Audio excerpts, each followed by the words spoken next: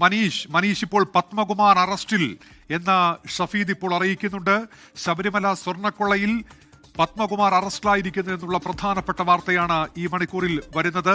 SITക്ക് മുൻപിൽ ഇന്നാണ് പത്മകുമാർ മുൻ ദേവസ്വം പ്രസിഡന്റ് ഹാജരായത്.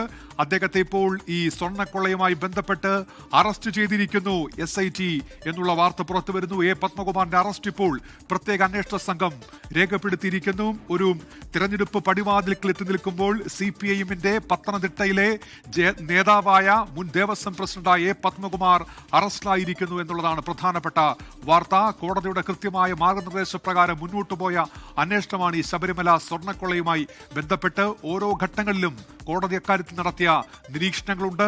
കൃത്യമായി തന്നെ ആസൂത്രണ കേന്ദ്രങ്ങളെ കണ്ടെത്തണമെന്നുള്ള കോടതിയുടെ നിർദ്ദേശം ഇതുമായി ബന്ധപ്പെട്ടുണ്ടായിരുന്നു. ഷഫീദ് റാവുത്തർ വിവരങ്ങളുമായി ചേരുന്നു. ഷഫീദ്, പത്മകുമാർ അറസ്റ്റിൽ വിവരങ്ങൾ. ഉന്മേഷ, രാഷ്ട്രീയമായി വലിയ തരത്തിൽ CPIMനെ പ്രതിരോധത്തിലാക്കുന്ന ഒരു നീക്കത്തിലേക്ക് SIT കടന്നിരിക്കുന്നു എന്ന് വേണം പറയാൻ. അതായത് ഏതാണ്ട് 5 മണിക്കൂർ നീണ്ട ചോദ്യം ചെയ്യലിനൊടുവിൽ തിരുവിതാംകൂർ മുൻ ദേവസ്വം ബോർഡ് പ്രസിഡന്റ് പത്മകുമാറിനെ അറസ്റ്റ് ചെയ്യുന്ന നീക്കത്തിലേക്ക് ഇപ്പോൾ SIT കടന്നിരിക്കുന്നു. പോലീസ് ആസ്ഥാനത്ത് അദ്ദേഹത്തെ വിളിച്ചു വരുത്തിയായിരുന്നു ചോദ്യം ചെയ്യൽ. ആ ചോദ്യം ചെയ്യലിനൊടുവിൽ അറസ്റ്റ് രേഖപ്പെടുത്തി എന്നുള്ളതാണ് നമുക്ക് മനസ്സിലാക്കാൻ കഴിയുന്ന വിവരം.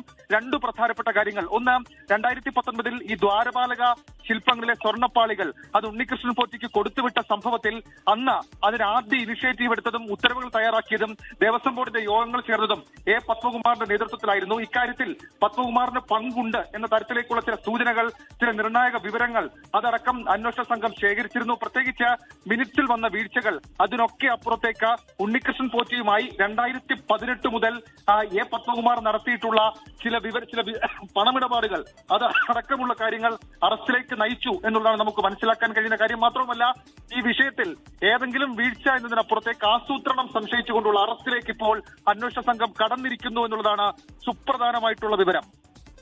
ഷഫീദ്, ഇപ്പോൾ ഈ ഉണ്ണികൃഷ്ണൻ പോറ്റിയുമായുള്ള സാമ്പത്തിക ഇടപാടുകൾ അതുപോലെ എന്തെങ്കിലും നടന്നതായി കൃത്യമായി തന്നെ അന്വേഷണ സംഘത്തിന് തെളിവുകൾ കിട്ടിയിട്ടുണ്ടോ? ബാങ്ക് രേഖകൾ, ഇടപാടുകൾ സംബന്ധിച്ച വിവരങ്ങൾ, അങ്ങനെ ഈ സാമ്പത്തിക ഇടപാടുകൾ കൂടി ഇപ്പോൾ വ്യക്തമാകുന്നുണ്ടോ?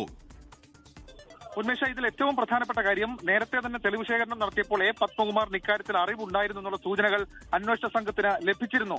ആ സൂചനകളുടെ അടിസ്ഥാനത്തിൽ കൂടിയാണ് അന്വേഷണ സംഘം ഈ വിഷയവുമായി ബന്ധപ്പെട്ട് പത്മകുമാറിനെ ചോദ്യം ചെയ്യാൻ 2 തവണ നോട്ടീസ് നൽകിയത്. എന്നാൽ ഈ 2 തവണ നോട്ടീസ് നൽകുമ്പോഴും പത്മകുമാർ കാണിച്ച വിയോജിപ്പടക്കം SIT സംശയാസ്പദമായിട്ടാണ് നോക്കിക്കണ്ടത്. ദുരൂഹ സാഹചര്യം അത് പത്മകുമാർ പുലർത്തുന്നു എന്നൊക്കെയുള്ള സംശയം അന്വേഷണ സംഘത്തെ സംബന്ധിച്ചിട്ടുണ്ടായിരുന്നു. ആ പശ്ചാത്തലത്തിൽ കൂടിയാണ് നിലവിലിപ്പോൾ ഈ അറസ്റ്റിലേക്ക് അന്വേഷണ സംഘം കടന്നത് എന്നുള്ളതാണ് ഏറ്റവും പ്രധാനപ്പെട്ട കാര്യം.